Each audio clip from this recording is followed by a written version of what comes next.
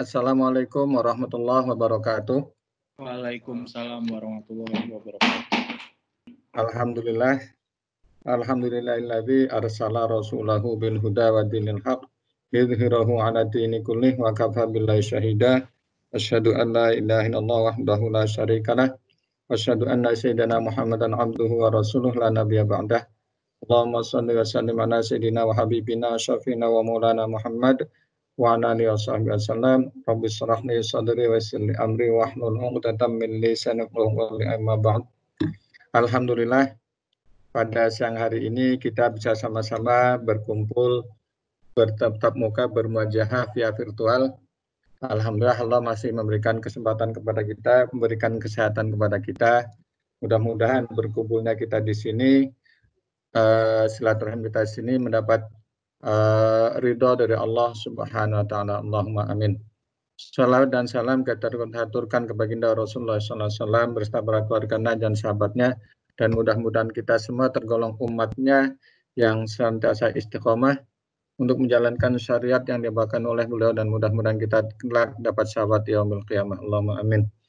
Alhamdulillah telah hadir tengah-tengah kita, yaitu Bapak Helmi, yang mungkin dari sebagian teman-teman sudah nggak asing ya, karena beliau sudah berkali-kali mengisi kajian di lintas ATA, baik kajian bulanan atau beberapa kali mengisi kajian pimpinan pada saat itu pernah juga. Dan tema kali ini akan disampaikan oleh Pak Helmi adalah menjaga diri dari harta subhat ya. Dan untuk latar belakang Pak Helmi mungkin sudah banyak yang tahu, atau mungkin nanti Pak Helmi bisa menyampaikan sendiri biar teman-teman, kalau saya nyambungkan tahu ada yang salah Pak, ada yang kelewat. Jadi teman-teman, siang hari ini ada yang kita bahas adalah menjaga diri dari harga subhat. Kita tahu bahwa subhat itu sesuatu yang belum jelas, sesuatu yang belum pasti hukumnya, masih samar-samar. Nah, gimana cara kita untuk menjaga diri dari harta yang subhat? Nanti akan disampaikan lebih jauh oleh Pak Helmi. Namun sebelum kita mulai, mari kita awali pertemuan ini dengan baca basmalah bersama. Bismillahirrahmanirrahim. Terima kasih. Mudah-mudahan dengan baca basmalah tersebut Allah meridhoi dan Allah memperlancar pertemuan ini, dan mudah-mudahan ilmu yang beliau sampaikan bermanfaat buat kita semua. Tafadhol Ustaz. Baik, terima kasih banyak Pak Lukman. Bismillahirrahmanirrahim. Assalamualaikum warahmatullahi wabarakatuh. Waalaikumsalam warahmatullahi wabarakatuh. Na'udzubillahi min syururi anfusina wa sayyiati a'malina, may yahdihillahu fala mudhillalah wa may yudlil fala hadiyalah. Asyhadu an la ilaha illallah wahdahu la syarikalah wa asyhadu anna sayyidina Muhammadan abduhu wa rasuluh la nabiyya ba'dah. Allahumma shalli ala sayyidina Muhammad wa ala ali sayyidina Muhammad. Amma ba'd. Bapak-bapak dan ibu-ibu, alhamdulillah hari ini kita bisa silaturahim kembali walaupun secara virtual. Ini untuk kali keduanya ya, masa-masa virtual meeting seperti ini saya bersilaturahim dengan bapak-bapak, ibu dan segala macam. Untuk tema kali ini kita akan bicara tidak lepas dari lagi-lagi mengenai fikih muamalah. Tema yang diajukan oleh para panitia adalah menghindarkan diri dari harta yang syubhat. Ini harusnya nih, harusnya yang mengisi materi ini adalah Ustadz Lukman nih, Pak Lukman nih. Karena Pak Lukman ini tampilannya udah Ustadz. Kalau saya kelihatannya begini Pak, wajah saya apa lagi Pak? Tidak mencerminkan Ustadz. Tampilan nggak perlu Pak. Tampilan ya, biasa Pak, tapi ilmunya luar biasa. Daripada tampilan Ustadz, ilmunya biasa Pak. Alah, Masya Allah. Baik Bapak dan Ibu, saya akan izin share materi. Ini nggak banyak materinya karena mengingat keterbatasan waktu kita. Kita akan bahas materi tentang menjaga diri dari harta syubhat. Sebelum kita bicara mengenai hal tersebut, saya ada satu hadis yang cukup panjang, tapi saya tidak akan mengungkapkannya dalam bentuk bahasa Arab. Saya ambil satu kisah ketika Sayyidina Ali radhiyallahu anhu itu dipanggil oleh Rasulullah SAW. Nah, beliau itu diberi nasihat berikut ini nih. Wahai Ali, orang yang mengkonsumsi makanan halal itu agamanya akan bersih. Hatinya akan menjadi lembut dan doanya tidak akan ada penghalang, pasti diterima oleh Allah. Akan tetapi barang siapa yang mengkonsumsi makanan subhat alias tidak jelas, agamanya itu akan menjadi samar-samar. Ibadahnya nggak jelas. Puasa boleh Senin Kamis, tapi jangan sampai sholat juga Senin Kamis, kurang lebih gitu Pak. Dan hatinya itu akan menjadi kelam, gitu, tidak memberikan pencerahan, materinya itu tidak akan memberikan pencerahan. Ungkapan-ungkapannya itu malah membuat orang menjadi tersesatkan. Nah, kata Nabi melanjutkan, dan barang siapa yang mengkonsumsi makanan haram, maka hatinya akan mati. Ini lebih bahaya lagi. Kalau tadi orang makan makanan yang halal, jadi makanan di sini jangan diartikan hanya berupa makanan atau minuman, tapi juga harta. Karena makanan tidak akan muncul, tidak akan wujud kalau tanpa ada harta, kan gitu. Bagaimana mungkin kita bisa membeli makanan kalau nggak punya uang? Dari mana uang itu diperoleh kalau tidak dengan cara bekerja, baik itu dengan cara menjadi karyawan, baik itu menjadi pedagang dan segala macam. Artinya nanti impact-nya adalah pekerjaan yang kita lakukan, jangan sampai melakukan pekerjaan-pekerjaan yang haram atau yang syubhat, gitu kan. Kemudian usaha-usaha yang kita lakukan juga jangan sampai melakukan hal-hal yang bertentangan dengan prinsip syariah atau bahkan hanya subhat. Kenapa? Karena Nabi mengingatkan di sini bahwa untuk orang yang mengkonsumsi makanan atau yang memiliki harta yang halal itu agamanya akan bersih. Hatinya menjadi lembut, doanya tidak ada penghalang, pasti diterima, diijabah oleh Allah. Tapi barang siapa yang mengkonsumsi makanan yang syubhat, nah ini belum mencapai haram nih, hanya dikatakan syubhat, maka agamanya itu akan samar-samar, Pak. Dia itu seperti berdiri di tengah-tengah yang seperti menganggap universal semua, gitu ya. Dan hatinya itu akan menjadi kelam. Kemudian Nabi juga mengingatkan, itu baru yang syubhat, apalagi yang haram. Kata Nabi, barang siapa yang mengkonsumsi makanan yang haram, maka hatinya itu akan mati. Diajak kebaikan, dia akan cuek. Diajak sholat, dia akan cuek. Apa segala macam. Agamanya itu akan menjadi goyah. Tidak kokoh. Keyakinannya akan melemah. Gitu. Gampang terbawa oleh orang lain. Dan ibadahnya itu akan semakin berkurang. Dari yang biasanya, sholatnya tepat waktu, mulai mundur. Kemudian setelah itu dia akan absen sholatnya. Kemudian lama-lama sholatnya hanya seminggu sekali. Nah, lama-lama dia akan sholatnya hanya pada waktu-waktu tertentu. Lama-lama dia sholatnya hanya pada tahun tertentu, setahun sekali, kan gitu. Nah, itu yang dimaksud dengan ibadahnya akan semakin berkurang. Dan lama-lama pada akhirnya, karena Allah bisa karena biasa, maka dia akan sama sekali meninggalkan hal-hal yang demikian. Nah, kemudian Rasulullah SAW melanjutkan wasiatnya, wahai Ali, Allah itu tidak akan menerima sholat seseorang tanpa sedekah. Ini menunjukkan bahwa agama kita itu tidak hanya memerlukan masalah hubungan yang baik dari sisi hablum minallah, tapi juga hablum minannasnya jalan. Nah, pernah saya sampaikan dalam satu hadis kan, laisa bi khairikum man taraka dunyahu li akhiratihi wa man taraka akhiratahu li dunyahu dan segala macam. Hatta yusiba bainahuma sehingga dia itu bisa mengkombinasikan antara kehidupan duniawi dengan kehidupan ukhrawi. Nah, ketika dia bisa mengkombinasikan itu, maka itu sesungguhnya orang-orang yang terbaik menurut Rasulullah SAW. Artinya ada sangat erat kaitannya dengan hadis yang berisi pesan-pesan. Pesan ini memang khitabnya adalah dari Muhammad Rasulullah SAW kepada Sayyidina Ali. Tapi sesungguhnya apa yang diungkapkan oleh Rasulullah itu adalah untuk kita semua. Jadi kata Rasulullah, wahai Ali, Allah itu tidak akan menerima sholat seseorang tanpa sedekah. Harusnya seseorang itu sholatnya bagus, sedekahnya juga bagus. Allah juga tidak akan menerima sedekah yang berasal dari harta yang haram. Nah, karena Allah itu bersih, Allah menyukai kebersihan dan Allah tidak akan menerima kecuali sesuatu yang bersih. Kan gitu dalam satu hadis. Selama tidak makan harta haram, mukmin akan senantiasa dapat meningkatkan keberagamaannya. Siapa yang menjauhi ulama, maka hatinya akan mati. Hatinya juga akan menjadi buta dari taat kepada Allah Subhanahu wa taala. Yang namanya juga manusia. Kenapa kemudian Rasulullah SAW mengatakan bahwa siapa yang menjauhi ulama itu hatinya akan mati? Karena ulama itulah orang-orang yang memiliki kompetensi terhadap ilmu yang dicurahkan oleh Allah Subhanahu wa taala dan kemudian memiliki kewajiban untuk disampaikan kepada orang lain. Dan penyampaiannya itu perlu dengan hati yang bersih. Ulama itu asumsinya adalah ulama-ulama yang baik yang kemudian dia menyampaikan ilmu itu dengan penuh keikhlasan. Nah, maka barang siapa yang menjauhi ulama yang demikian, itu hatinya akan mati. Artinya apa? Dia menolak kebenaran. Itu. Hatinya juga akan menjadi buta dari taat kepada Allah. Karena dia akan menganggap segalanya itu halal. Tidak ada yang haram. Kurang lebih begitu. Nah, ini adalah sebenarnya adalah helikopter view. Hadis yang cukup panjang, ini adalah helikopter view dari pembahasan kita hari ini. Untuk mengingatkan kita, jangankan melakukan yang haram. Yang subhat aja sebaiknya ditinggalkan. Gitu. Nah sekarang perkaranya adalah, apa yang dimaksud dengan syubhat? Kan gitu ya. Nah tadi sudah disinggung mengenai bahwa yang namanya syubhat itu yang tidak jelas. Tapi yang tidak jelas yang bagaimana gitu. Oke.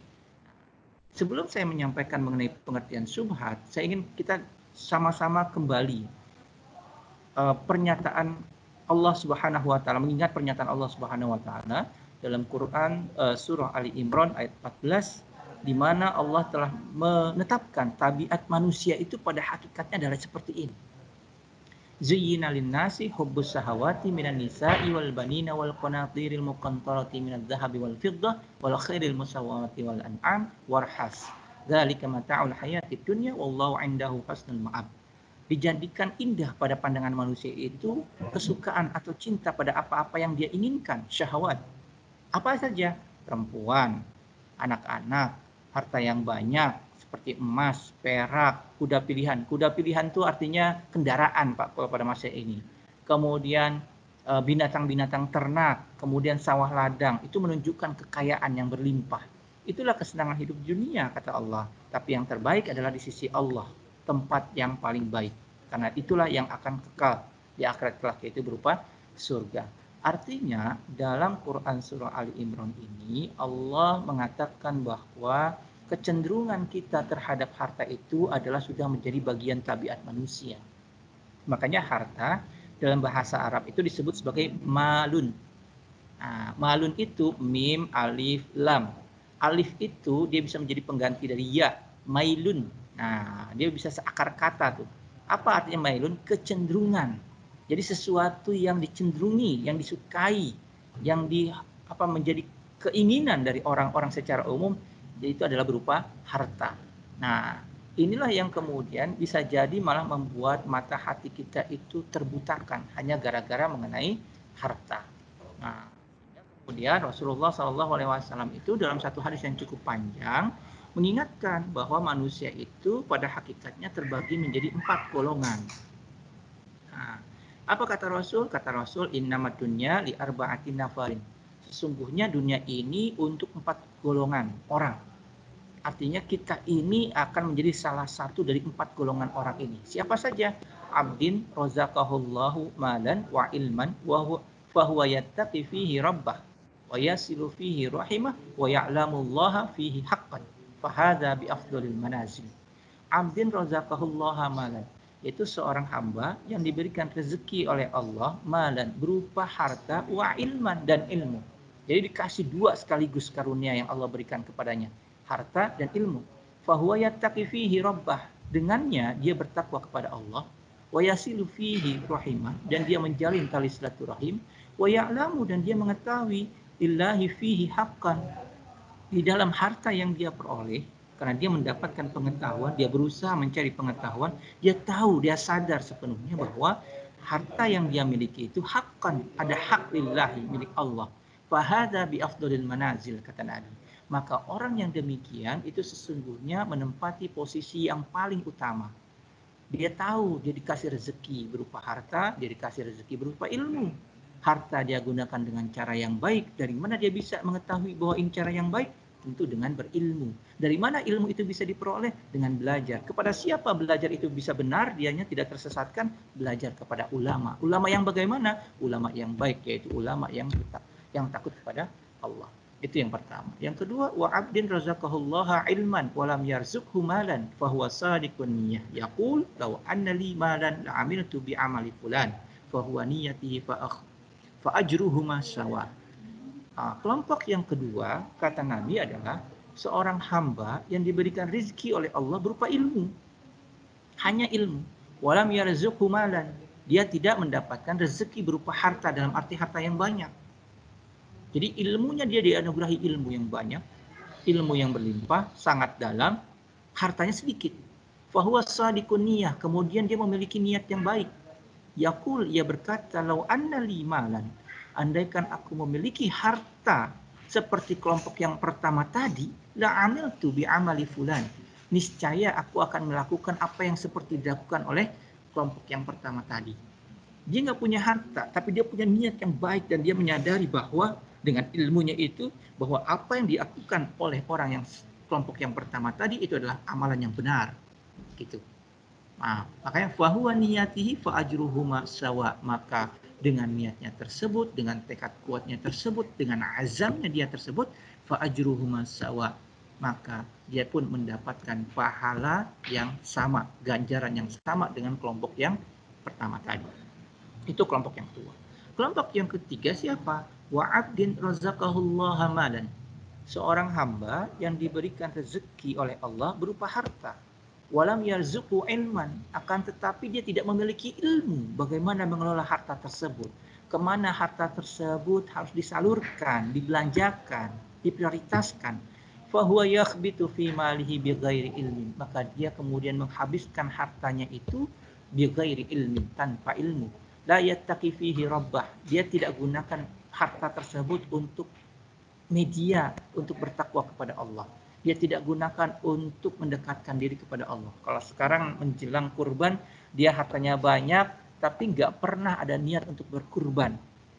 Tapi kalau ngelihat orang punya handphone luar biasa tinggi, niatnya untuk memiliki handphone baru. Punya motor baru, dia mau beli motor baru. Tapi dia butakan hatinya, nggak peduli terhadap keinginan untuk melakukan kurban. Padahal beberapa sahabat dalam satu riwayat itu dikatakan bahwa sahabat-sahabat itu sampai mencari utang, Pak Bu. Sampai mencari utang untuk apa? Untuk berkurban. Kenapa mereka sampai berutang demikian? Karena mereka tahu ada hikmah yang sangat besar di balik berkurban tadi. Jadi berutang untuk melakukan kurban itu bukanlah sesuatu yang buruk, tapi sesuatu yang justru baik. Kenapa? Karena menyadari bahwa itu adalah perintah Allah, walaupun sifatnya hanya sunnah muakkad, tapi memiliki hikmah yang sangat luar biasa, pahala yang sangat tinggi, bahkan dikatakan dalam satu hadis, itu pahalanya sama dengan sebanyak bulu yang ada di hewan kurban tadi. Nah, dia tidak menggunakan harta tersebut. Dia tidak menjadikan harta tersebut sebagai media untuk bertakwa kepada Tuhannya. Wala yasilu rahimahu, bahkan dia tidak menggunakan harta tersebut untuk yasilu rahimahu, menjalin tali silaturahim dengan saudaranya, terutama karib kerabatnya, terutama yang berada di bawah garis kemiskinan. Jangankan dia gunakan untuk membantu, untuk membeli kendaraan yang digunakan untuk berkunjung silaturahim pun tidak. Nah, jadi kalaupun kita ingin membeli kendaraan, misalnya sekarang yang lagi ngetren adalah sepeda, maka niatkan sepeda itu digunakan untuk menjalin silaturahim. Jadi bukan hanya untuk berolahraga. Jadi ada motivasi lainnya, yaitu bisa ketemu dengan teman, bisa bersilaturahim dengan teman, walaupun tetap menjaga protokol kesehatan. Wala ya'lamullah, wala ya'lamu lillahi fihi haqqan. Dan dia juga tidak mengetahui bahwa di dalam harta tersebut yang dia miliki itu terdapat hak bagi orang lain. Fahadha bi abakhasil manazil. Kata Nabi, orang yang dikasih harta tapi dia tidak berusaha untuk mencari tahu bagaimana harta itu bisa dikelola dengan baik dan benar sesuai dengan perintah Allah, sehingga dia tidak gunakan untuk semakin mendekatkan diri kepada Allah, dia tidak gunakan harta tersebut untuk menjalin silaturahim dengan sesama manusia, bahkan dia tidak mengeluarkan kewajiban-kewajiban yang menjadi hak orang lain dalam arti hak Allah di dalam harta tersebut, fahadha bi abkhasil manazil. Maka kata Nabi, ini adalah orang yang memiliki kedudukan yang paling buruk. Yang keempat siapa? Wa abdin lam yarzuqullaha malan wala ilman. Itu seorang hamba yang Allah tidak berikan harta dan ilmu. Allah uji dia, tidak diberikan ilmu dan tidak diberikan harta. Fahuwa yakul, kemudian orang tersebut mengatakan, lau anna limalan, andaikan aku memiliki harta sebagaimana kelompok yang ketiga tadi, bukan yang pertama, tapi kelompok yang ketiga tadi, la amiltu fihi bi'amalin fulan. Maka niscaya aku pun akan menggunakan harta itu untuk berfoya-foya, sebagaimana mereka yang masuk dalam kategori ketiga.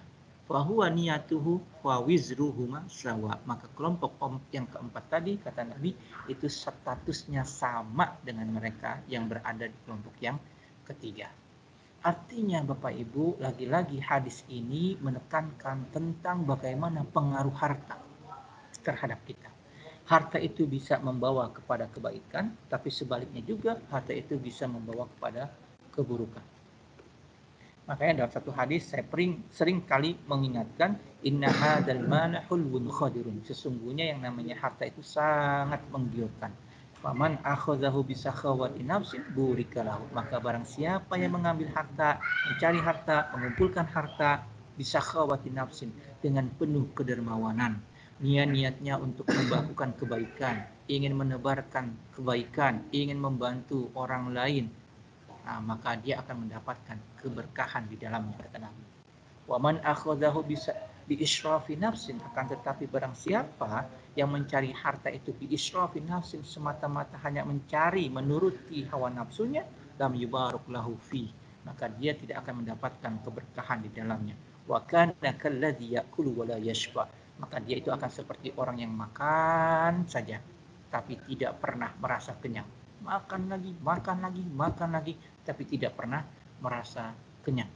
Itulah gambaran dari Rasulullah SAW bagaimana peran harta dalam kehidupan dan pengaruhnya terhadap kehidupan manusia kita. Bapak Ibu yang dirahmati Allah.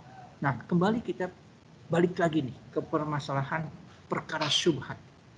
Tadi kan judulnya adalah menghindari harta yang syubhat. Saya jelaskan bagaimana peranan harta, bagaimana tabiat manusia terkait dengan harta. Yang kedua, kita akan jelaskan balik lagi syubhat itu bagaimana, apa yang dimaksud dengan syubhat. Ada banyak hadis yang terkait dengan masalah syubhat. Yang populer misalnya al-halalu bayyinun wal haramu bayyinun wa ma bainahuma mutasyabihat. Halal itu sudah jelas, haram pun sudah jelas. Wa ma bainahuma mutasyabihat. Akan tetapi di antara yang halal dengan yang haram itu adalah perkara yang mutasyabihat, yang syubhat.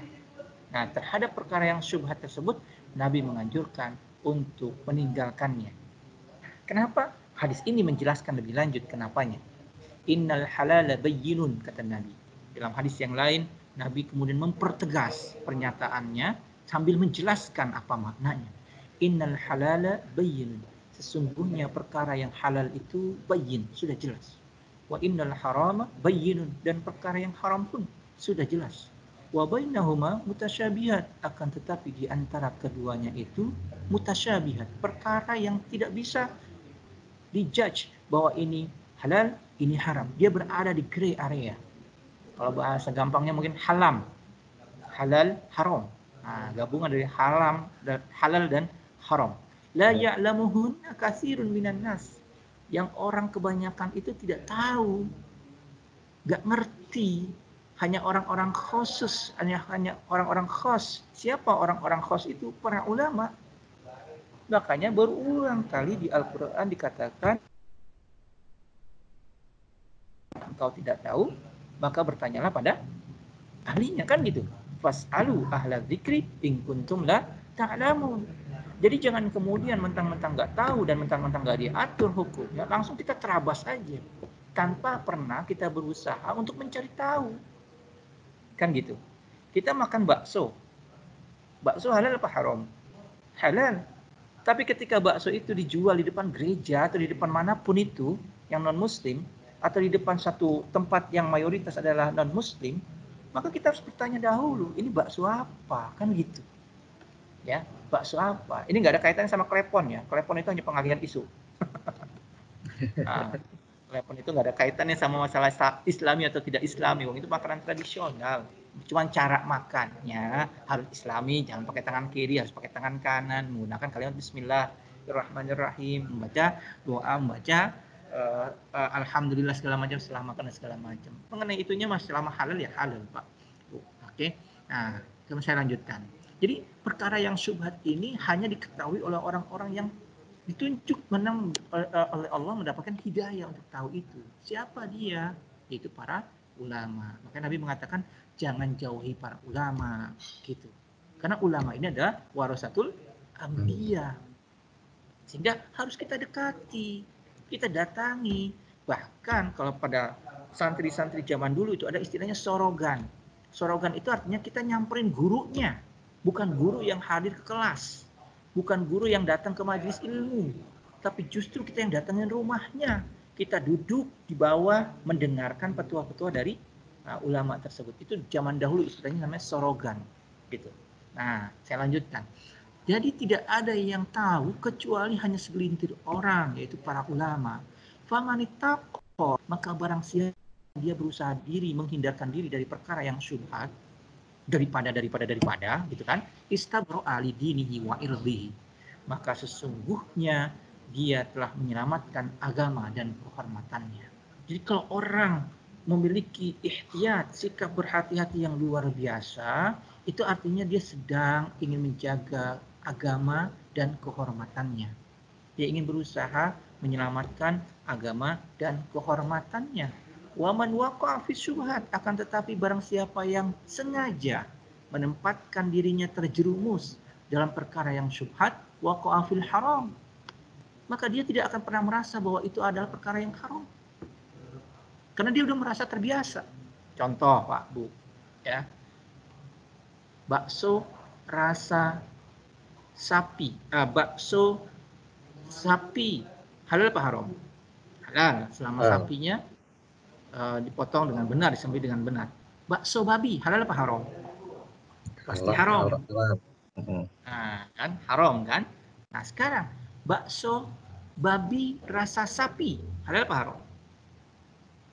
Haram bakso babi. Haram bakso babi, rasanya saja, esensinya aja dibuat menjadi sapi. Sekarang bakso sapi rasa babi halal apa haram? Bakso sapi rasa babi halal apa haram? Kalau berasanya dari babi ya haram. Haram. Kan itu cuma perisa aja. Kita minum sirup rasa melon, sirup rasa stroberi. Emang ada melonnya, Pak? Nggak ada kandungan melonnya. Ekstrak. Cuman pinter-pinternya orang IPB aja itu ngolahnya, kan gitu. Sehingga rasanya itu menyerupai rasa buah-buahan. Nggak ada kandungan buah-buahannya setetes pun itu. Nah, sekarang pertanyaannya, bakso sapi rasa babi halal apa haram? Halal, tapi tetap nggak mau beli. Bagi orang yang kemudian dia merasa bahwa ini kan baksonya bakso sapi, cuman rasanya aja babi, gitu kan, nggak ada sama sekali kandungan babinya, cuman esensnya doang kan gitu ya. Dia akan mengatakan halal, tapi dia nggak tahu bahwa itu masuk dalam kategori syubhat. Kenapa masuk dalam kategori syubhat? Karena kalau ada orang yang biasa makan bakso sapi dengan rasa babi, lama-kelamaan dia tidak akan bisa membedakan mana rasa babi yang beneran dan mana rasa babi yang abal-abal. Paham nggak Bapak Ibu? Ya. Itu yang dimaksud dengan dia pada akhirnya terjerumus jatuh ke dalam perkara yang haram. Berawal dari apa? Terbiasa melakukan perkara yang syubhat. Nah, ini maksud dari antara lain hadis yang diriwayatkan oleh Bukhari dan Muslim. Nah, dalam hadis berikutnya, Nabi ini berusaha untuk menjelaskan kepada kita apa sebenarnya perkara syubhat itu. Apa artinya gitu. Apa definisinya perkara syubhat itu. Nabi mencontohkan, karra'i yar'a haulal hima yushik ayyarta'a fihi. Itu sebagaimana seperti ada penggembala yang menggembalakan ternaknya di sekitar tanah larangan yang hampir menjerumuskannya. Ala, ingatlah, wa inna likulli malikin hima. Sesungguhnya setiap raja itu memiliki tanah larangan, nggak boleh dimasuki oleh sembarang orang. Hanya raja dan orang-orang tertentu yang ditunjuk oleh raja. Ala wa inna himallahi maharimuhu. Begitu pula Allah juga memiliki kewenangan itu. Apalagi Allah adalah Malik Yaumiddin, Malikin Nas, Malik Ar-Rahman Ar-Rahim dan segala macam. Gitu kan? Pemilik seluruh muka alam semesta ini. Gitu. Allah juga memiliki perkara-perkara yang diharamkannya untuk dilanggar oleh hamba-hambanya. Nah, ini ibaratnya seorang yang menggembala kambing atau apapun itu hewan gembalaannya, tapi dia di tengah-tengah, bukan di tengah-tengah, di perbatasan antara yang halal dengan yang haram. Dalam hadis yang lain yang lebih familiar mungkin seperti seorang penggembala kambing yang menggembala kambingnya itu di pinggir jurang. Apa maknanya Bapak Ibu? Kalau orang menggembala kambing di tengah lapangan, di padang rumput, hatinya tenang atau tidak? Pasti tenang, ya enggak? Tapi ketika dia menggembala kambingnya di pinggir jurang, hatinya gimana? Was-was. Khawatir. Nah, khawatir, kebawa mimpi, tidak tenang hidupnya, kan gitu. Tidur nggak tenang, makan nggak jelas kapan selesainya, apa cepat selesai, kemudian perkara bahkan nggak merasa kenyang terus apa segala macam. Pokoknya hidup nggak nyaman bagi dia. Nah, itulah substansi dari perkara yang subhat, yaitu melakukan satu perbuatan yang justru membuat hati ini tidak tenang, tapi malah was-was. Jadi kalau kita melakukan suatu perbuatan yang justru tidak membuat kita tenang, tapi malah was-was, maka itulah perkara syubhat. Itulah perkara syubhat yang harus kita hindari. Dia bukan haram, tapi dia juga bukan halal. Dia perkara syubhat yang nggak jelas status hukumnya. Kata Nabi, jauhi. Kenapa dijauhi? Karena kalau dia terbiasa pada perkara yang syubhat, maka dia tidak akan bisa lagi membedakan mana yang halal, mana yang haram. Karena dia akan menganggap seluruhnya halal. Kan gitu. Nah, makanya harus kita berhati-hati terhadap perkara yang syubhat. Kapan perkara itu disebut sebagai syubhat? Manakala dia tidak ada aturan yang clear dari perusahaan, tidak ada panduan secara fikih, syariah gitu. Para ulama tidak memfatwakan ini halal atau haram, tapi kalau kita lakukan hal tersebut, hati kita menjadi tidak nyaman. Maka itu perkara syubhat dan harus kita hindari untuk menjaga diri, kehormatan diri, irdihi, kehormatan diri, lidinihi, dan juga untuk agamanya. Nah, Bapak Ibu yang dirahmati Allah, saya ingin mengingatkan satu kisah yang diriwayatkan oleh Sayyidina Abu Bakar As-Siddiq. Nah, jadi pada masa bukan Sayyidina Abu Bakar As-Siddiq. Jadi pada masa dahulu, pada masa hidupnya Abu Bakar As-Siddiq itu, tentunya dengan para sahabat yang lain dan kemungkinan besar juga pada masa Rasulullah SAW, karena hadis ini tidak menyebutkan khabar ini tidak menyebutkan apakah ini terjadi pada masa Rasul atau hanya pada masa sahabat. Yang pasti ini diriwayatkan oleh Imam Bukhari. Jadi pada masa itu ada dua orang yang soleh nih Pak, soleh banget, ibadahnya bagus, amalnya bagus, hubungan antar sesama manusianya bagus. Kemudian dua orang soleh ini melakukan transaksi jual beli. Si A punya tanah, si B butuh tanah, maka mereka sepakat untuk melakukan transaksi jual beli. Antara dimingkum, seluruh rukun dan syaratnya terpenuhi. Halal pasti hukumnya. Kemudian setelah terjadi proses jual beli, si B yang membeli tanah tersebut mengelola tanah tersebut. Ketika lagi mengelola tanah tersebut, dia menemukan sebuah bejana emas. Bejana emas. Di lahan yang baru dia beli. Kalau kita nih yang jadi pembelinya, kira-kira apa Pak yang akan kita lakukan? Kita ambil, ya enggak? Itu adalah bagian dari rizki, bonus lah kurang lebih gitu. Akibat melakukan transaksi jual beli dengan baik. Tapi bagi orang yang mendapatkan bejana ini, dia malah ketakutan Pak. Dia malah ketakutan. Khawatir bejana emas ini justru akan membuat dia masuk neraka nanti. Khawatir harta-harta yang halal yang pernah dia peroleh itu justru malah hangus akibat bejana emas ini kalau dia miliki. Karena dia anggap ini bejana emas bukan miliknya. Dia hanya menemukan bejana emas tersebut di lahan yang dia beli. Lalu dia datangilah si pemilik asal. Pemilik asal juga orang yang salih seperti yang tadi saya sampaikan.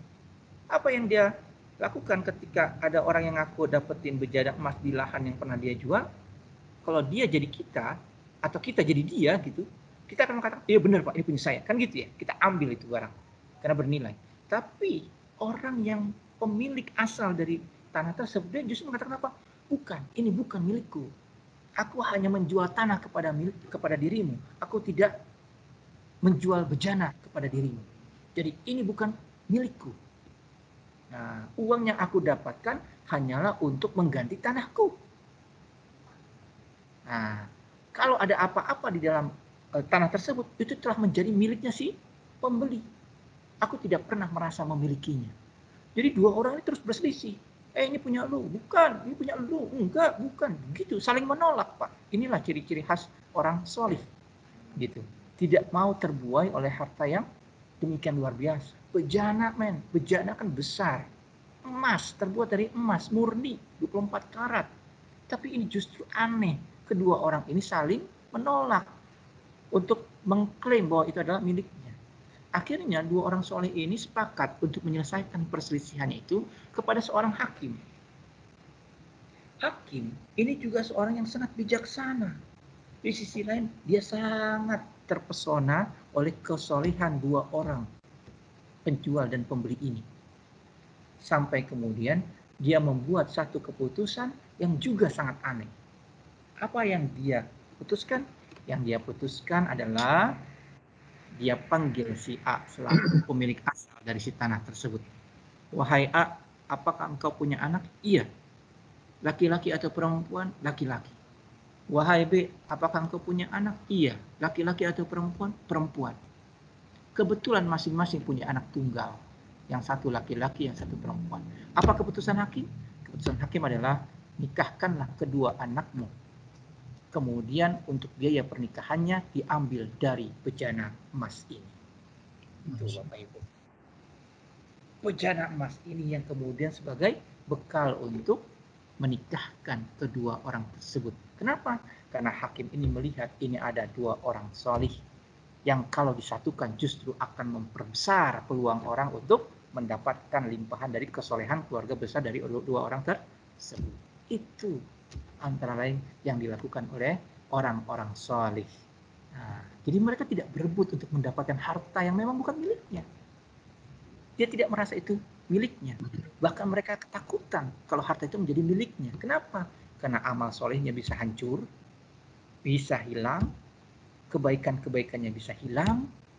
Ingat gak Bapak Ibu satu hadis yang cukup panjang ketika para sahabat ditanya oleh Rasulullah SAW,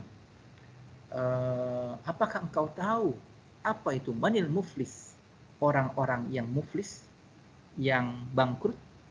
Kemudian para sahabat menjawab, ya Rasul, yang namanya orang muflis itu adalah orang yang nggak punya harta, mala dirhamalahu wala mata, yang selama hidupnya nggak punya harta, nggak punya perhiasan ya Rasul. Kemudian Rasulullah mengatakan, bukan begitu. Yang namanya orang muflis itu adalah orang yang datang nanti di hari kiamat, pada hari perhitungan, dia membawa amal-amal salih, pahala puasa, pahala zakat, pahala Ramadan, pahala sholat, ibadah-ibadah yang pokoknya. Pahala haji, pahala sedekah, apa segala macam dia bawa pada hari kiamat. Akan tetapi di sisi lain, dia juga membawa dosa-dosa. Pernah dia mengambil harta orang lain ketika hidup di dunia, belum pernah dia minta redhonya. Pernah dia menyakiti hati orang lain tapi tidak pernah meminta maaf. Pernah dia mengambil kehormatan orang lain tapi dia tidak pernah merasa, nah, dan segala macam itu melanggar martabat orang apa segala macam kayak begitu, mempermalukan orang, kemudian memukul orang apa segala macam. Pernah dia lakukan itu namun dia tidak pernah selesaikan itu sampai kemudian maut menjemputnya. Kata Nabi, kalau ada orang solih ketika hidup di dunia seperti itu, dia soleh untuk dirinya sendiri tapi tidak soleh terhadap orang lain, maka siap-siap keburukan yang pernah dia lakukan itu akan menggerus kebaikan yang dia lakukan selama hidup di dunia. Maka ketika ada orang yang tetap menuntut haknya, maka kebaikan dari orang yang zalim tersebut akan diberikan kepada orang yang dizalimi. Kalau kebaikan-kebaikan itu telah habis diberikan kepada orang-orang yang dizalimi, sementara orang-orang yang dizalimi itu masih ada yang menuntut juga, jadi kebaikan orang-orang yang zalim ini udah habis nih. gara-gara dibayarkan untuk kompensasi atas kezaliman dia di dunia. Lalu masih ada orang yang tetap menuntut, saya pernah dizalimi sama si fulan, saya menuntut penyelesaiannya. Sementara amal kebaikannya sudah nggak ada. Apa yang dilakukan? Kata Nabi adalah Allah akan mengambil keburukan orang yang zalim, yang dizalimi tersebut untuk diberikan kepada orang-orang yang zalim tadi. Itulah makna dari orang-orang muflis. Jadi jangan bangga dengan kebaikan. Kenapa? Karena bisa jadi ada keburukan yang justru belum kita selesaikan. Oleh karena itu, minta maaflah kita kepada siapapun yang pernah kita langgar haknya, kurang lebih itu. Jadi, itulah kisah-kisah yang terkait dengan masalah harta, kemudian kaitannya dengan masalah subhat. Nah, kalau subhat sekali lagi ada satu perkara yang belum jelas. Yang jelas itu yang bagaimana? Ya ini, saya pernah menyampaikan bahwa yang jelas haram itu jelas. Pastikan zatnya bukan zat yang haram, pastikan caranya bukan cara yang haram, pastikan tidak ada persyaratan yang malah membuat yang tadinya halal malah menjadi haram dan segala macam. Bapak Ibu, ya. Jelas babi itu haram. Jadi jangan dibuat malah menjadi tidak jelas. Buat bakso sapi rasa babi, itu kan jadi malah, paham nggak Bapak Ibu? Malah membuat sesuatu yang jelas haram malah menjadi nggak jelas, malah membuat orang tidak yakin dengan apa yang telah menjadi keputusan hukumnya, kurang lebih gitu.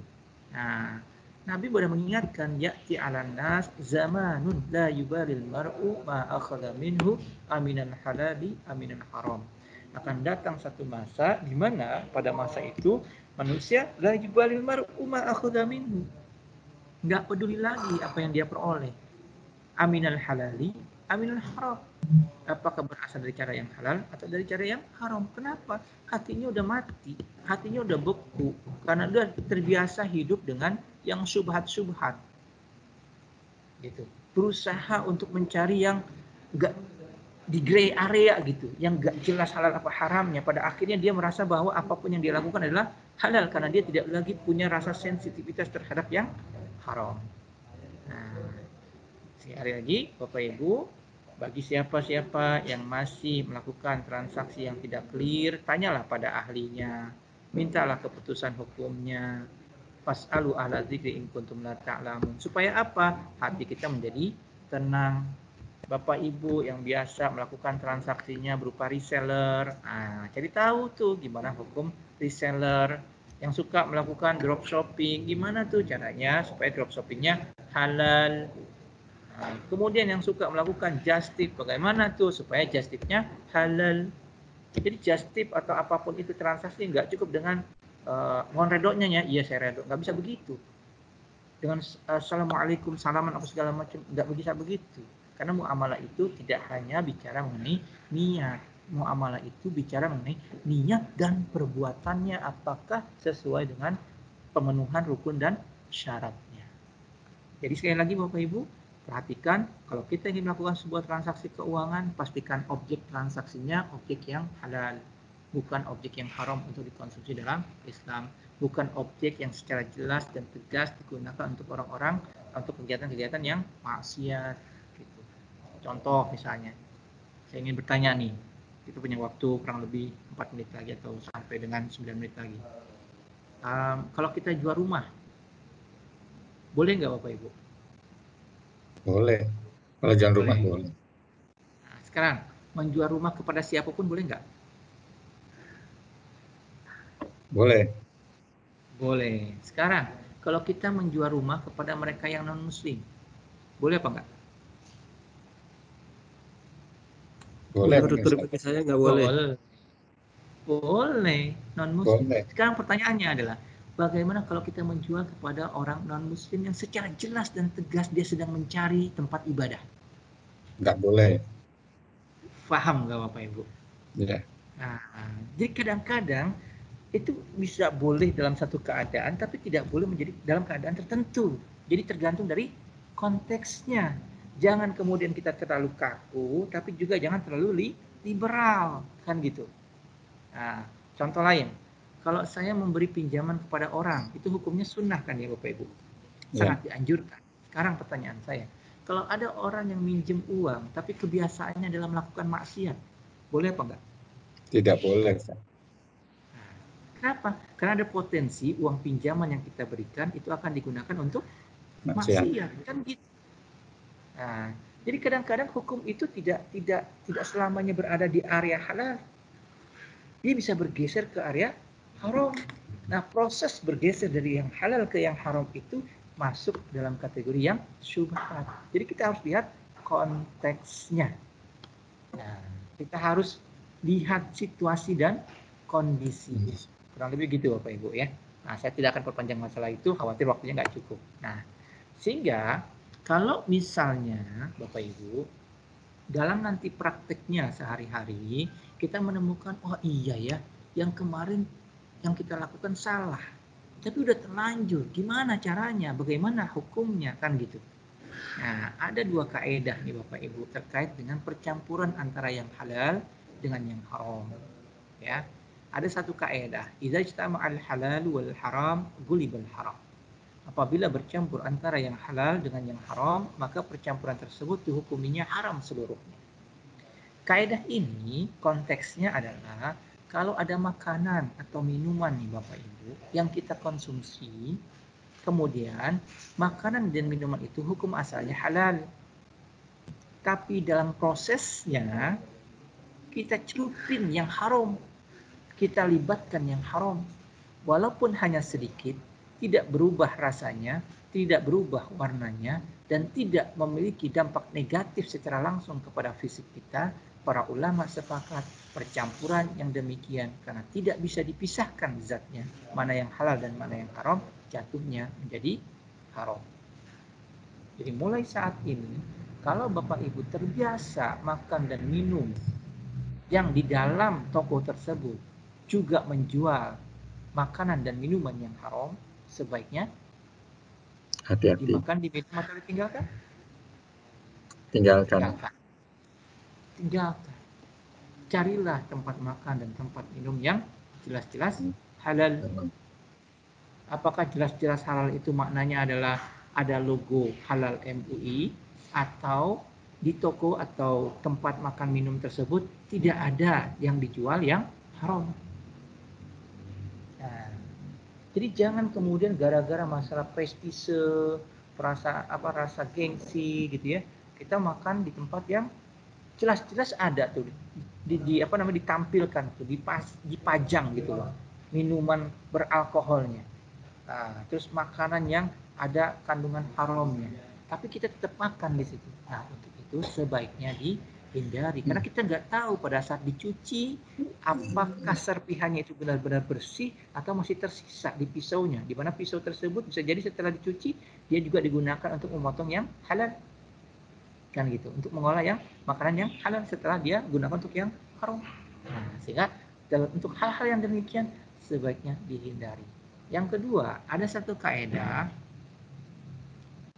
tafriqul halal 'anil haram, memisahkan yang halal dari yang haram. Jadi kalau misalnya Bapak Ibu, misal dalam satu pekerjaan ternyata kita mendapatkan pendapatan yang halal tapi juga ada pendapatan yang haram. Maka itu caranya adalah kalau bisa ditelusuri, ditrace berapa pendapatan yang haram dan berapa pendapatan yang halal, maka yang haram kita tinggalkan, kita hanya mengkonsumsi yang halal. Contoh, dalam satu riwayat Imam Malik atau Imam Abu Hanifah itu beliau pernah meminta tolong salah satu sahabatnya untuk menjualkan dagangan kain dagangannya. Nah, kemudian dia memberitahu kepada teman tersebut, ini ada kain yang cacat, maka jangan engkau jual dengan harga normal, berilah harga spesial. Sahabat tersebut confirm, iya, saya akan tunaikan amanah dari engkau. Kemudian dia juallah barang-barang kain tersebut, ramai, laku. Kenapa? Karena imam sebelumnya memang dikenal sebagai orang yang sangat dipercaya, sehingga dagangannya berapapun harganya pasti akan ada yang beli dan ramai. Saking ramainya calon pembeli ketika dia hadapi mereka, dia lupa ada bahan yang tadi dititipi supaya tidak dijual dengan harga yang normal. Dia lupa, dia jual semuanya dengan harga yang normal. Nah, ada dua sikap di sini. Yang pertama sikap Imam Malik. Yang beliau lakukan adalah ternyata setelah sampai, kemudian sahabatnya tersebut menyampaikan informasi dan permohonan maaf bahwa dia ternyata ada yang khilaf. Lalu Imam Malik apa yang dia lakukan? Dia hanya ambil pokoknya, kemudian sisanya yaitu berupa keuntungan dia sedekahkan seluruhnya. Itu pendapat yang pertama. Pendapat yang kedua, antara lain Imam Abu Hanifah, yang beliau lakukan apa? Beliau trace. Beliau cari tahu berapa kain tadi yang rusak. Kemudian karena harganya sama semua, maka beliau bisa tahu. Kalau misalnya dua kain yang terjual, maka harganya adalah sekian. Maka keuntungan dari harga penjualan kain tersebut dia akan sedekahkan. Sisanya dia bisa gunakan. Nah, itu yang dimaksud dengan tafriqul halal anil haram. Nah, jadi gitu ya Bapak Ibu ya. Jadi ada kaidah dua hal nih. Apabila bercampur yang halal dengan yang haram, maka bisa jadi dihukumi semuanya haram. Kenapa? Kalau kita tidak bisa melakukan tracing.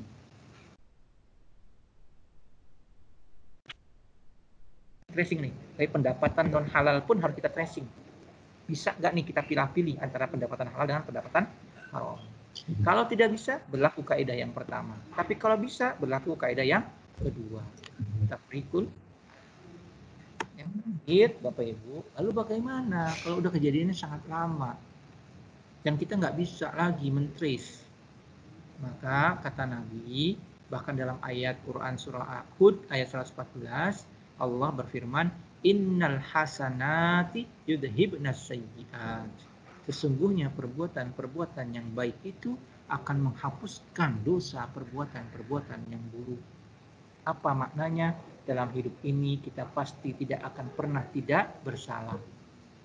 Pasti ada dosanya, baik disadari atau tidak. Pasti dengan demikian ada pendapatan haram juga yang kita terima, baik disadari atau tidak. Sehingga gimana cara keluarnya? Allah Subhanahu wa taala mengeluarkan salah satu firman-Nya dalam Quran surah Hud untuk mengatasi hal ini, yaitu apa? Bahwa Allah mengingatkan perbuatan baik akan menghapuskan perbuatan yang buruk. Apa maknanya? Dijelaskan oleh hadis Nabi, ittaqillaha haitsuma kunta. Bertakwalah engkau kepada Allah dimanapun berada. Wa atbi'is sayyi'atal hasanata tamhuha. Dan susurilah perbuatan buruk kita di masa lalu itu dengan al-hasanah, perbuatan baik. Tamhuha, niscaya perbuatan baik akan menghapuskan kesalahan-kesalahan kita di masa lalu. Artinya apa? Kalau dalam konteks harta, ada kemungkinan harta itu bercampur antara yang halal dengan yang haram. Walaupun kita udah berusaha banget nih untuk menjaga supaya yang halal saja, tapi tetap saja ada potensi yang haram itu masuk. Maka caranya gimana? Keluarkanlah sedekah. Nah, sering-seringlah bersedekah. Jadi bukan hanya zakat. Zakat itu adalah kewajiban kita. Tapi ada sedekah yang kita keluarkan. Mau atas nama kita sendiri atau tidak beratas nama kita sendiri, terserah. Pokoknya keluarkan. Jatahin tuh tiap bulan. Selain membayar zakat juga mengeluarkan sedekah. Dengan niat apa? Niat supaya harta kita bersih. Kita berusaha sekuat mungkin untuk menghindari harta yang haram. Kenapa? Tadi Nabi mengatakan wa'at bi isai'atal hasanata tampuha. Dan susulilah perbuatan yang buruk itu dengan perbuatan yang baik. Tamhuha. Kenapa? Karena al-hasanah akan tamhu, menghapuskan as-sayyi'ah, perbuatan yang buruk. Wa khaliqin nasa bi khuluqin hasanin. Dan bergaullah dengan orang lain dengan akhlak yang baik. Jalinlah silaturahim supaya hidup kita makin tenang dan berkah. Demikian Bapak Ibu sharing yang bisa saya lakukan hari ini. Mudah-mudahan ada manfaatnya. Selanjutnya saya serahkan kembali kepada Pak Lukman. Hasbunallah wa ni'mal maula, hasbunallah wa ni'mal wakil, ni'mal maula wa ni'mal nasir. Assalamualaikum warahmatullahi wabarakatuh.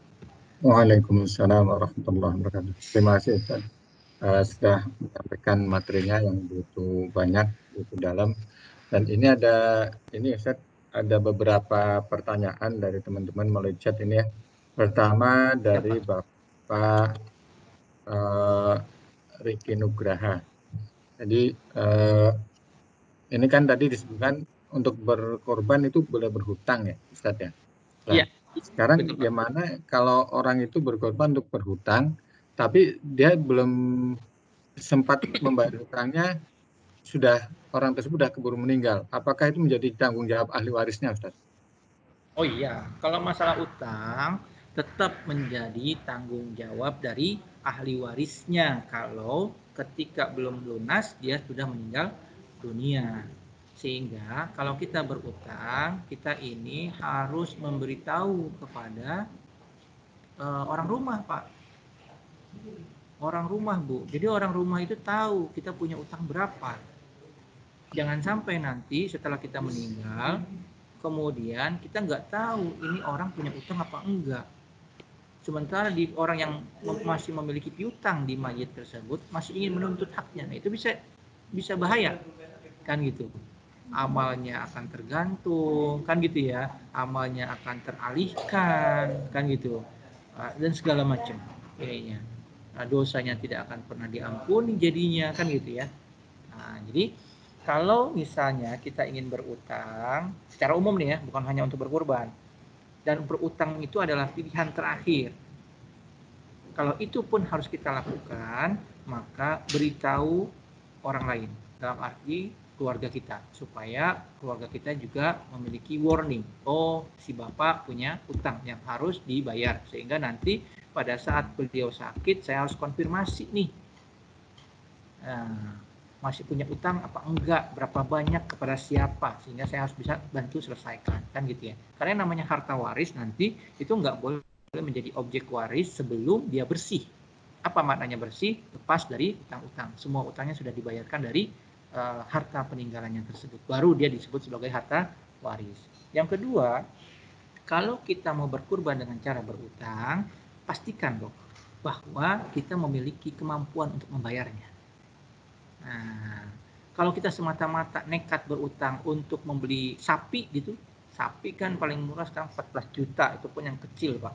Nah, terus kita mau belinya yang limosin, harga 60 juta misalnya begitu. Tapi nggak jelas uang bayarnya nanti dari mana, pokoknya saya berutang dulu, yang penting saya berkurban. Nah, nggak bisa begitu. Tentu ada kadarnya, ada apa namanya, pertimbangannya, bahwa saya dapat gaji sekian setiap bulan, dari sekian setiap bulan itu saya bisa sisihkan setiap bulan misalnya sekian banyak, kan gitu. Kalau saya beli sapi seharga 60 juta dan saya bertekad akan melunasinya dalam setahun, berarti saya harus perkirakan bahwa pendapatan saya itu harus 30% diantaranya itu bisa dialokasikan untuk membayar utang, kayak gitu-gitu Pak Bu. Nah, jadi pastikan kemampuan bayar kita juga, jangan sampai kita tutup mata sehingga kita main utang begitu saja tanpa kemudian mempertimbangkan kemampuan bayar kita. Begitu Bapak Ibu. Oke, terima kasih Ustaz. Mungkin saya tambahin sedikit. Ini kan tadi Ustaz menyampaikan juga ada 4 golongan ya. Nah ini mungkin Iya. bagi golongan yang berilmu, tapi dia tidak mempunyai harta, tidak dikaruniai harta yang lebih. Dia kan punya ilmu nih. Saya sebenarnya Iya. berkorban nih. Kalaulah saya berharta, saya akan berkorban. Dia kan nggak bisa berkorban kalau nggak berharta. Nah itu sebaiknya dia apakah niatnya itu sudah sama aja dengan korban, apa dia sebaiknya jangan memaksakan untuk berkorban, Ustaz ya. Jangan memaksakan utang Ah, maksudnya, jangan memaksakan utang. gini Pak, kalau dia sudah memiliki tekad yang baik, maka Allah pun tidak akan tidur, kurang lebih begitu Pak. Para ulama sepakat mengenai itu, bahwa kebaikan walaupun baru sebatas niat itu akan mendapatkan ganjaran. Tapi sebaliknya keburukan walau sebatas niat itu belum mendapatkan dosa. Nah, itu maha adilnya Allah. Baru sebatas niat aja kebaikan itu dapat ganjaran. Tapi sebaliknya keburukan walaupun baru sebatas niat itu tidak diberi dosa. Gitu.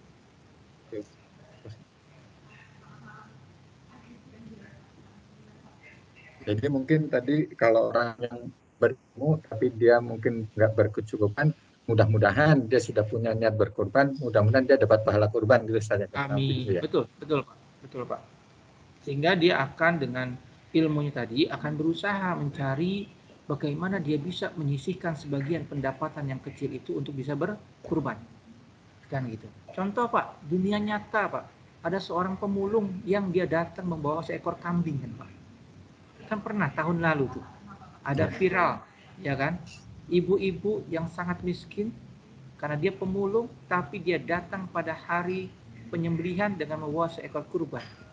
Sehingga kemudian pengurus masjid bertanya, ini milik siapa? Milik saya ingin kurbankan. Nangis itu Pak pengurus masjidnya Pak. Malu mereka. Gitu. Malu kita juga, ya kan? Kita punya pendapatan, kita punya harta, kerjaan kita gampang banget Pak. Datang jam 8, pulang jam 5, bahkan kadang-kadang tuh ada yang datang jam 12, pulang jam 3 gitu. Nah, itu tidak akan mengurangi pendapatan dia. Tapi pemulung Pak luar biasa. Sebelum kita bangun dia udah bangun duluan. Kita udah tidur dia masih bangun. Kurang lebih gitu. Tapi dia masih sanggup untuk menyisihkan sebagian hartanya untuk berkurban. Kita yang kerja, yang sangat gampang kerjanya seperti itu, bahkan kebanyakan mohon maaf misalnya apalagi pada hari ini kita masih banyak yang WFH gitu, itu nggak ada niatan terbesit sedikit pun dalam hati untuk berkurban. Itu gimana nanti di akhiratnya gitu. Astagfirullah itu, nauzubillah min zalik gitu. Sehingga saran dari kami, saya sangat merekomendasikan kalau kita nggak sanggup berkurban sendirian, ajak satu keluarga, teman yang satu visi misi untuk yuk kita patungan untuk berkurban, gitu Pak. Satu orang satu kambing. Kalau mau beli sapi akan jauh lebih bermanfaat. Satu orang 1/7 kan gitu Pak ya.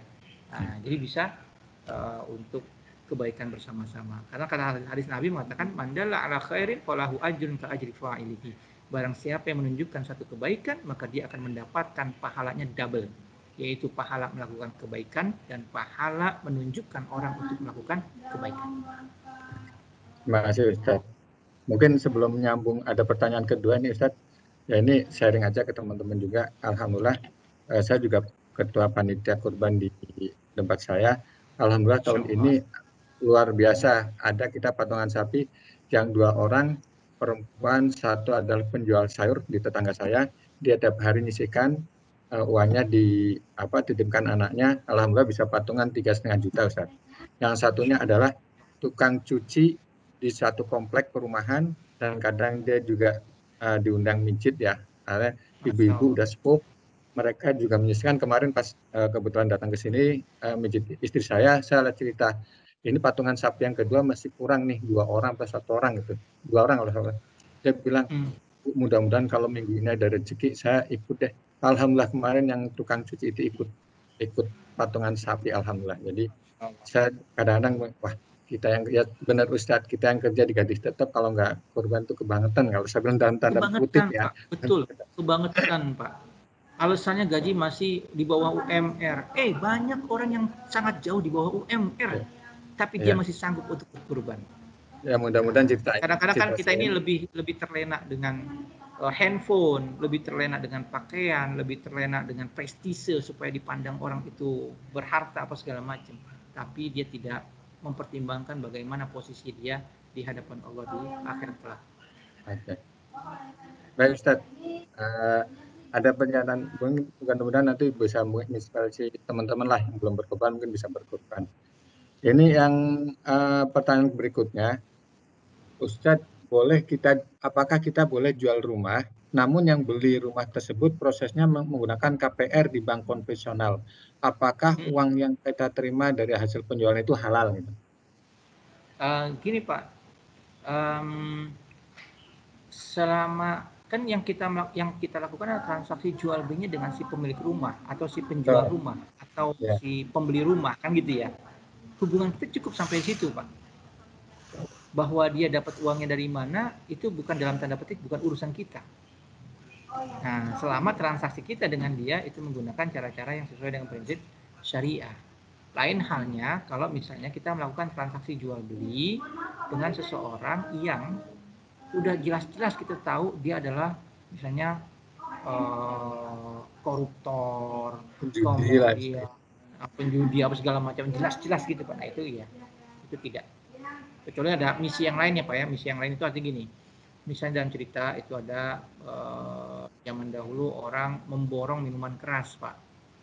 Jadi dia Ya. beli minuman keras tersebut bukan dalam rangka untuk diminum sama dia, tapi dibeli dalam rangka untuk dihancurkan. Tapi di sisi lain dia juga ingin memberi pelajaran kepada si pedagang. Dia kasih dakwah, nanti setelah saya beli tolong Anda jual barangnya jangan barang yang seperti ini lagi, tapi jual barang yang halalan thayyiban. Nah itu bisa kalau kayak gitu, konteksnya lain kan Pak ya. Ya. Oke. Jadi pertanyaan nih Pak Budi mungkin sudah terjawab ya. Jadi intinya transaksi kita dengan pembeli itu sah-sah aja. Urusan pembeli itu dia pakai KPR, ada urusan mereka mau KPR. Bahkan kita transaksi dengan orang non-Muslim pun boleh itu ya Ustaz ya. Betul, Asal Nabi pun pernah transaksi dengan orang-orang Yahudi kan. Bahkan Nabi betul, meninggal pun masih kalau nggak salah masih ada punya utang ya dengan orang Yahudi ya masalah. betul. Ya Pak. Ya, Nah, tambahan berikutnya Pak adalah bahwa kalau kita melakukan transaksi itu misalnya rumah gitu ya, jual rumah, ada baiknya juga kita sekalian dakwah, kasih masukan, Pak. Bapak kalau misalnya butuh KPR, saya pernah dengar Pak, di syariah juga ada Pak, dan insya Allah harganya kompetitif. Gitu Pak. Karena kita nggak bisa maksain Pak, nggak oke. bisa pasang syarat. Siapa yang mau beli rumah saya, maka diperkenankan dengan catatan kalau dia melalui KPR harus KPR yang syariah. Kan nggak bisa begitu Pak. Ya, betul.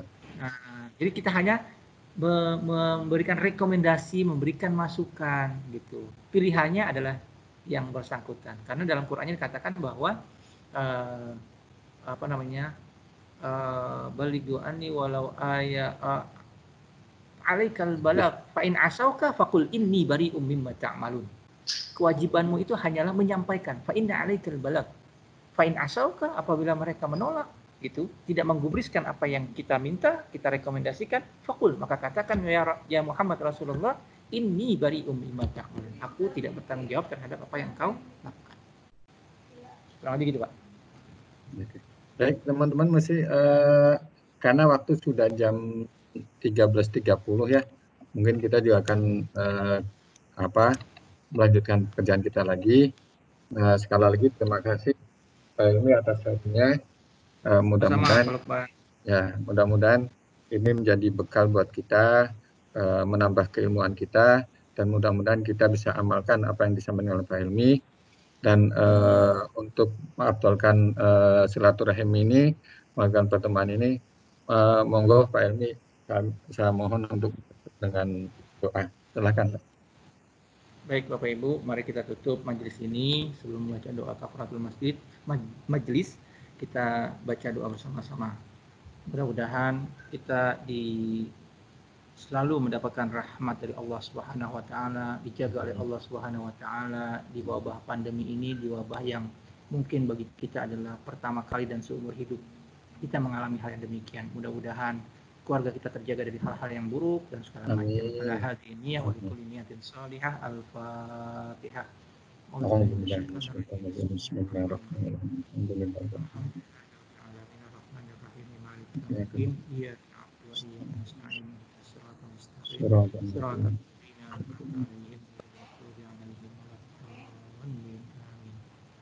Astagfirullahaladzim, astagfirullahaladzim, astagfirullahaladzim, alhamdulillahirabbil alamin. Hamdan syakirin, hamdan alhamdulillahina wa huwa mazidan. Ya Amin. Rabbana lakal hamdu wa lakal syukru kama yanbaghi li jalali wajhikal karim wa li 'azimi Amin. sultanik. Amin. Allahumma shalli ala Muhammad wa ala ali Muhammad. Amin. Allahumma inna nas'aluka salamatan fid din wa Amin. afiyatan fil jasad wa ziyadatan fil wa Amin. barakatan fil rizqi wa Amin. tawfiqan Amin. rahmatan Amin. ومغفرة الموت Amin. اللهم هون علينا يا الله في سكرات الموت Amin. والنجاة والعفو عند الحساب ربنا Amin. لا تزغ قلوبنا بعد إذ هديتنا Amin ya Allah. برحمتك ربنا اغفر آمين لنا ولوالدينا وارحمهم كما ربونا صغارا آمين ولجميع المؤمنين والمؤمنات والمسلمين والمسلمات الأحياء آمين منهم والأموات إنك آمين سميع قريب مجيب الدعوات يا قاضي الحاجات آمين اللهم ارفع عنا الغلاء آمين والبلاء آمين والوباء آمين والفحشاء آمين والمنكر والسيوف المختلفة والشدائد والمحن ما ظهر آمين منها وما بطن من آمين بلدنا هذا خاصة ومن بلدان آمين المسلمين عامة إنك على كل آمين شيء قدير وصلى الله على سيدنا محمد وعلى آله وصحبه أجمعين والحمد لله رب العالمين سبحانك اللهم وبحمدك أشهد أن لا إله إلا أنت Subhanallah, asyhadu an la ilaha illa anta astaghfiruka wa atubu ilaik.